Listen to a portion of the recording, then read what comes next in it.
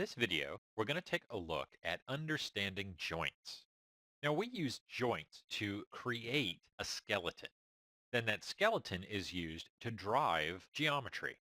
And that geometry could be a character or it could be a car, basically anything.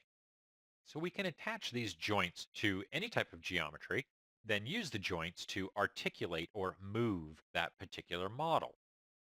Joints can be a little complex and a little hard to understand, so we want to kind of break it down into a very simple form to see what's really happening under the hood here. I'm going to open the outliner up too so that we can see the objects themselves. And we've already got a little joint out there. Let's just scrap that. I'm going to create a skeleton. And to do so, we want to switch to the rigging menu set and then go to skeleton, create joints. We'll just choose that. And I don't want to draw the joints in a perspective view. And we're going to come back to why, but essentially it throws the joints into kind of an unpredictable space. Let's just change this panel here to be a side panel. I'm going to click left mouse button, and that's going to drop a joint down. Then a second click will get another joint, and then a bone is drawn in between them, showing that they are connected and have a relationship. And I'll click a third joint there. Now to complete the skeleton, all I need to do is hit enter. And now I have a 3-joint skeleton. Now the bones themselves really don't do anything. It's all about the joint. We can use the bone to actually select the object or select our skeleton, or you can just click on the individual joint. Now the joint structure or the skeleton is a hierarchy, so we can see that over here in the outliner. If I select the root node or joint 1, that will select the entire skeleton. Now, if I were to unparent or break the relationship here, we would see the bone disappear. So I just selected joint 2, and I'm going to hit Shift P. And now I essentially have 2 separate skeletons. If I want to put them back together, I can just have that one selected, hold Shift, select my joint that I want to parent to, and hit P. And that will parent that up back to 1 skeleton. Now we can move our skeleton like we would move any object. We can rotate it, translate it, even scale it. We always want to make sure that we don't have rotation on our joints or scale. We kind of want to leave those at 0 and 1. The translation, however, must always have a transform there. We cannot freeze our translation. We can freeze the rotate and scale, but the translate will always keep these values. And I'm going to show you why. We'll just hit W here. If I just select that joint, you can see that it does have value. If I click on that translate X and just type in 0, you can see where it goes. It goes back to the root, its parent. I'm going to undo that. But now you're looking at that and thinking, well, how did that happen? Because if I were to move this 6 units in the X, that doesn't take it in that direction. Let's just go to a quad view here. So 6 units in the X would be something more like that, right? It would just be translating it over in the X.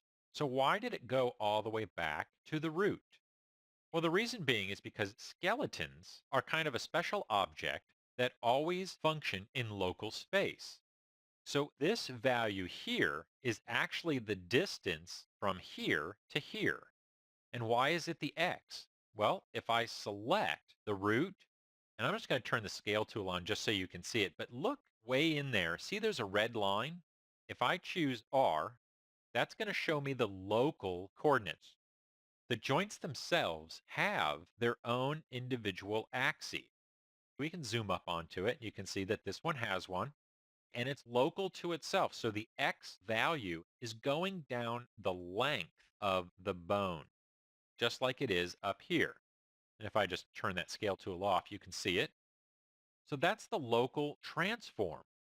If I'm looking at this joint and I say, hey, move 6.699 units in the X, if it's local, it's going to be local to its parent, which is the X. So that's the distance. It's 6 units basically from here to here. So that's why it goes all the way back to 0, because this guy is looking to see what this guy is doing. And that's where it's getting its position from. It's not being positioned in world space, which would be something like 2 units in the Z. It's being positioned by its parent, and that's where it gets its transformations from. We always want the local axes to be oriented properly, and they can get screwed up, but we have tools to fix that. Couple of other things that we want to look at here. The radius of a joint, it has its own separate value. So I can take that to 2. That's going to scale that up. Now, this does not affect the actual scale. So this is good. This means that I can change that radius to whatever I want just so that I can see it better. It has nothing to do with the performance of the joint at all. This is also really nice because if I'm modeling, let's say, a foot, and we'll just say that this is the ankle bone might be larger.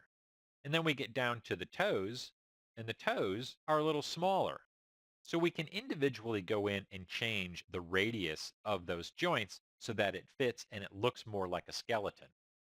So I'm going to select that, and let's just open my rotate tool, shut this off so that I can rotate it freely here.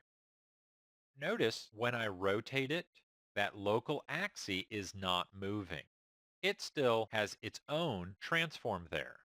But I can look at that scale tool, and the scale tool is going in the right direction because it's reading from here. But that local axis is what's important.